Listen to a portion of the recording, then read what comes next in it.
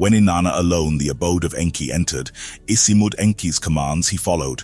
Then when Enki Inanna greeted, by Inanna's beauty, he was overwhelmed. With jewelry was Inanna bedecked, by her thin dress her body she revealed. When she bent down, her vulva by Enki was thoroughly admired. From the wine cups, sweet wine they drank, for beer drinking a competition they had. Show me the DNA genetic codes of the earthlings, Inanna to Enki playfully said. Let the codes in my hand hold. 7 times in the course of the competition, Enki to Inanna DNA code to hold he gave. The divine formulas for lordship and kingship, for priesthood and scribeship, for love dressing and for warring DNA formulas to Inanna Enki to hold he gave.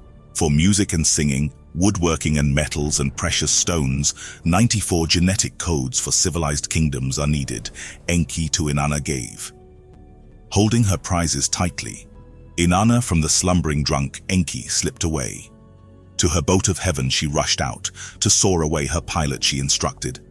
When Enki from his slumber by Isimud was awakened, get hold of Inanna, to Isimud he said. When from Isimud that Inanna had already in her boat of heaven departed, Enki heard. To chase Inanna in Enki's skyship, Isimud he instructed. All the genetic codes you must retrieve. To him he said. At the approach to Unug-Ki, Isimud Inanna's boat of heaven intercepted. To return to Eridu and the wrath of Enki to face, he made her. But when Inanna back to Eridu was brought, the genetic codes were no longer with her. To her chambermaid Ninshubur she gave them. To the house of Anu, in Unug-Ki Ninshubur took them.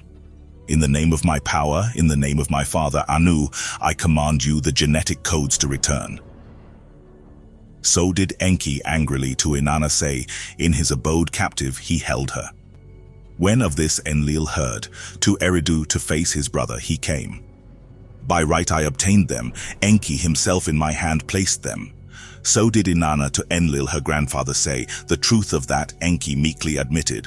When the time term of Kishi shall be completed, to Unug-Ki kingship shall pass. So did Enlil declare. When Marduk all this did hear, greatly he was enraged, his anger no bounds knew. Enough has my humiliation been. To his father Enki, Marduk shouted, a sacred city of his own in the Eden from Enlil, he forthwith demanded. When Enlil to Marduk's appeal no heed paid, Marduk fate in his own hands grasped. To a place that for Anu's arrival, before Unug-Ki was selected, was considered, Nabu the Igigi and their offspring from their dispersal lands were summoned. For Marduk therein a sacred city, a place for skyships, he would establish. When his followers at the place assembled, stones to build with them they found not. Marduk on how to make bricks and burn them by fire, to serve as stone, to them he showed. There with a tower whose head the heavens can reach, they were building. To thwart the plan, Enlil to the place hurried, to placate Marduk with soothing words he tried. To stop Marduk and Nabu his son in their endeavor. Enlil did not succeed. In Nibru-Ki, Enlil his sons and grandchildren assembled. What to do they all considered. Marduk an unpermitted gateway to heaven is building in Babel, to earthlings he's entrusting them. So did Enlil to his sons and grandchildren say, if this we allow to happen, no other matter of mankind shall be unreached. This evil plan must be stopped, Ninurta said, all with that agreed. It was nighttime when from Nibru-Ki the Enlilita Anunnaki came. From their sky ships havoc upon the rising tower, fire and brimstones they rained. To the tower and the whole encampment a complete end they made. To scatter abroad the leader and his followers, Enlil thereupon decided. Henceforth their counsels to confuse, their unity to shatter, Enlil decreed. Until now all the earthlings one language and appearance they had, in a single tongue and union they speak. Henceforth their language and unity I shall confound, that they each other's speech will not understand, and they will be genetically marked and divided amongst the Anunnaki leaders. In the 310th year, since the count of Earth years began, did all this happen. In each region and every land, the people were divided into genetically marked groups that favored the likeness of each Anunnaki leader. A different tongue he made them speak. A different form of writing thereafter to each was given, that one the other will not comprehend. To the first regions, the descendants of Zisudra and Cain will rule. And to the second regions, the descendants of Seth and Shem shall rule. 23 kings did in Kishi reign. For 408 years was it the scepter city. It was also in Kishi that a beloved king, Inanna, for a heavenly journey was taken. At the allotted time, let kingship to Enki be transferred. So did Enlil decree. To its soil, the heavenly bright object from Kishi was transferred. When the decision to the people was announced, to Inanna an exaltation hymn they sang. Lady of the largest heart, queen, brightly resplendent, righteous in radiance clothed of heaven and earth beloved, by the love of Anu consecrated, great adorations wearing, 7 times the genetic codes she obtained, in her hand she them is holding. For the tiara of kingship they are appropriated, for high priesthood suitable, lady of the great heart, of them she is the guardian. In the 409th year, after the count of earth, years began. Kingship of the first region to Enki was transferred. Its first king was the high priest of the Inanna temple abode, a son of Utu he was. As for Marduk, to the land of the 2 narrows he went, to be the master of the second region once established he expected. Now this is the account of how the second and third regions were established, and how Ningishzida was exiled and Enki Arata threatened. When Marduk, also known as Amun-Ra, after a long absence, to the land of the 2 narrows returned. Ningishzida as its master he there found, its lofty lord Ningishzida known as Thoth was. With the aid of offspring of Anunnaki who earthlings espoused, did Ningishzida the lands oversee. What Marduk had once planned and instructed by Ningishzida was overturned. What is it that happened? Marduk of Ningishzida to know demanded. Of the destruction of hidden things Marduk Ningishzida accused, of making Horon to a desert place depart, a place that has no water, a boundless place where sexual pleasures are not enjoyed. The 2 brothers an uproar made, upon quarreling bitterly they embarked. Pay heed, I am here in my proper place. Marduk to Ningishzida said, you have been my place taker, from now on only a deputy of mine you can be. But if to rebellion you are inclined, to another land go away you must. For 350 earth years did the brothers in the land of the 2 narrows of Kemet quarrel. For 350 years was the land in chaos. Between the brothers it was split. Then Enki, their father, to Ningishzida said, for the sake of peace, to other lands depart. To go to a land beyond the oceans Ningishzida chose, with a band of Atlantean and Lemurian followers there he went. 650 earth years was at that time the count, but in the new domain, where Ningishzida the winged serpent was called, a new count of its own began. In the land of the 2 narrows of Kemet, the second region under Marduk's lordship was established. In the annals of the first region, Magan, land of the cascading river it was called. But by the second region's people, when languages were confounded, Hemtar, the dark brown land it was henceforth called. Neteru, guardian watchers, the Anunnaki were there in the new language called. Marduk as Amun-Ra, the bright one of the sun, was worshipped. Enki as Ptah, the developer, was venerated. Ningishzida as Tehuti, the divine measurer, was recalled. To erase his memory Amun-Ra, on the stone lion his image with that of his son Asa he replaced. To count by 10s, not by 60, Amun-Ra the people made. The year he also by 10s divided. The watching of the moon, by the watching of the sun he replaced. Whereas under the lordship of Tehuti the olden city of the north and city of the south of Mesoamerica were re-established, Marduk-Ra, the 2 lands of the north and of the south of Kemet, into one crown city united. A king, an offspring of Neteru and Earthling, he there appointed. Mina was his name.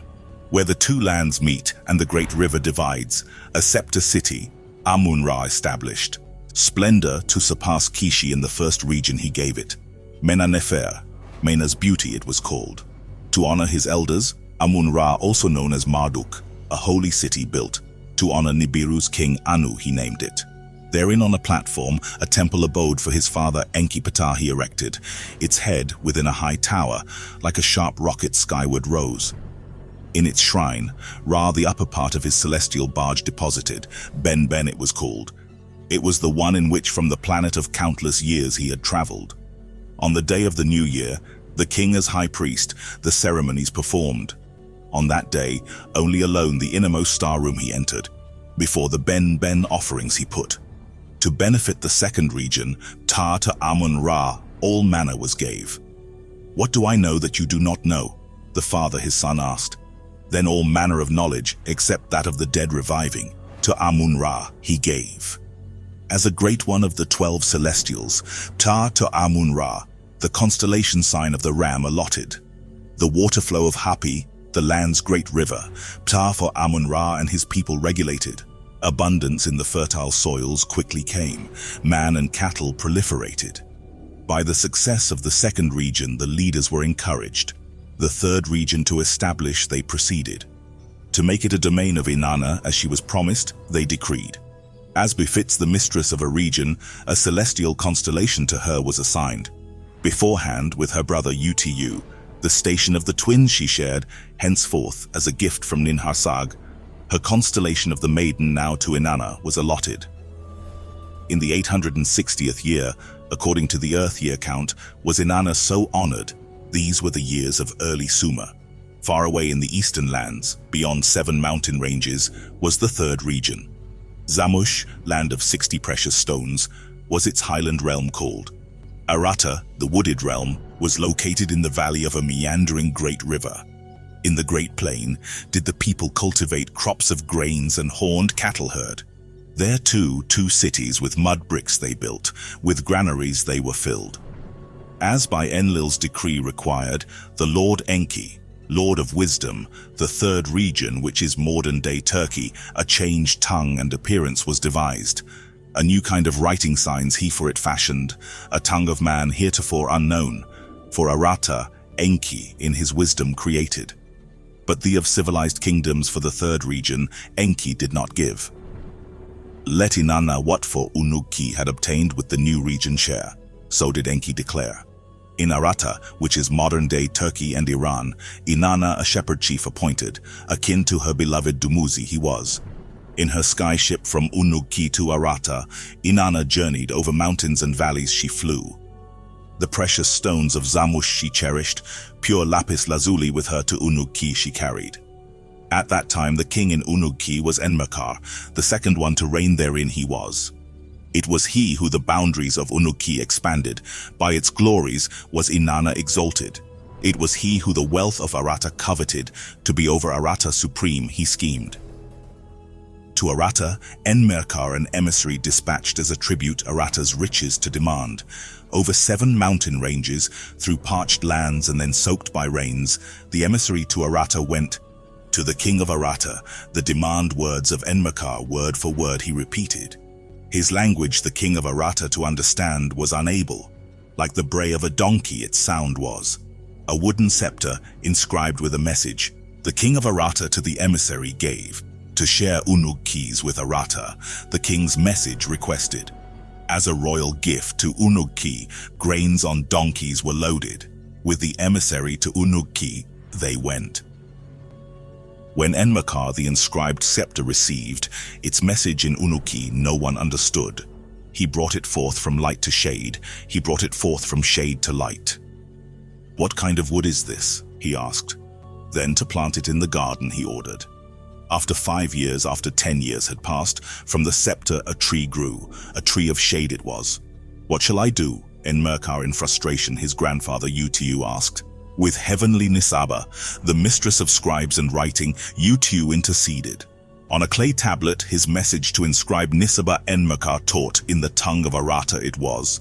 By the hand of his son Banda was the message delivered, submission or war, it said. By Inanna Arata was not abandoned, to Unugki Arata will not submit, the king of Arata said. If warfare Unugki desires, let one warrior in combat meet. Better yet, let us peacefully treasure exchange, let Unugki its for Arata's riches give. On the way back, carrying the peace message, Banda fell sick. His spirit left him. His comrades raised his neck, without the breath of life it was. On Mount Hurum, on the way from Arata modern-day Turkey, to his death was Banda abandoned. The riches of Arata, Unugki did not receive. The Unugki Arata did not obtain. In the third region, civilized mankind did not fully blossom. In the third region, civilized mankind did not fully blossom. What to Inanna was entrusted she neglected. Other domains, not to her, were granted. In her heart she coveted. When from Unug-ki, at the count of 1,000 years, kingship was taken away from her. Who the calamity by the end or the next millennium could foresee? Who the disaster would have prevented? That in less than a third of one Shah, a calamity unknown would befall once again. Who could foretell? By Inanna, the bitterness started. Marduk as Amun-Ra with destiny tangled. Ninurta and Nergal the unspeakable end with their own hands delivered. Why was Inanna with her granted domain not satisfied? Why to Marduk did unforgiving she remain? Journeying between Unug-ki, which is modern Baghdad, and Arata, modern-day Turkey, Inanna was restless and ungratified. For her beloved Dumuzi she still mourned. Her love's desire unquenched remained. When she flew about in the sun rays, Dumuzi's image she saw shimmering and beckoning. In the nighttime in dream visions he appeared. "I will return," he was saying. The glories of his domain in the land of two narrows of Kemet, also known as Egypt, to her he was promising. In the sacred precinct of Unug-ki, modern day Baghdad, a house for nighttime pleasure she established. To this Gigunu young heroes, on the night of their weddings, with sweet words she lured. Long life, a blissful future to them she promised, that her lover Dumuzi she imagined. Each one in the morning in her bed was found dead. It was at that time that the hero Banda, left for dead, alive to Unug-ki returned. By the grace of Utiu, of whose seed he was, did Banda from the dead return. A miracle, excited Inanna shouted. My beloved Dumuzi to me came back. In her abode Banda was bathed, with a sash, a fringed cloak on him was fastened. Dumuzi, my beloved, she called him. To her bed with flowers bedecked, she lured him. When in the morning Banda was alive, with joy Inanna shouted. The power of not dying in my hands was placed, immortality by me is granted. Then to call herself a goddess Inanna decided, the power of immortality it implied. Nanna and Ningal, Inanna's parents, by her proclamation were not pleased. Enlil and Ninurta by Inanna's words were disconcerted. Utiu, her brother, was bemused. The dead to revive is not possible. Enki and Ninharsag to each other said, in the lands of Kiengi, the people their good fortune praised. The gods are among us, death they can abolish. So to each other the people said. On the throne of Unug-ki, Banda, his father Enmerkar, succeeded. Lugal, great man, his title was. The goddess Ninsun of Enlil's seed took him to be her spouse. The hero Gilgamesh, the son of Banda, on the throne of modern-day Iraq followed. As the years passed and Gilgamesh older grew, of life and death to his mother Ninsun he spoke. About the death of his forebears, though of Anunnaki descended, he wondered. Do the gods die? He asked his mother. Shall I too, though 2/3 divine, as a mortal over the wall climb? So to her he said, as long as on earth you abide, the death of an earthling will you overwhelm. Ninsun to her son said, but if to Nibiru you will be taken, long life thereon you will attain. To take Gilgamesh aloft, to Nibiru journey, Ninsun to Utiu, the commander, appealed. Endlessly Ninsun to Utiu appealed, day after day with him she pleaded, let Gilgamesh to the landing place go. Utiu in the end agreed. To guide and protect him, Ninharsag a double of Gilgamesh fashioned. Enkidu, as by Enki created was he called, of a womb he was not born, blood in his veins was not. With the comrade Enkidu Gilgamesh to the landing place journeyed. Utiu with oracles his progress oversaw.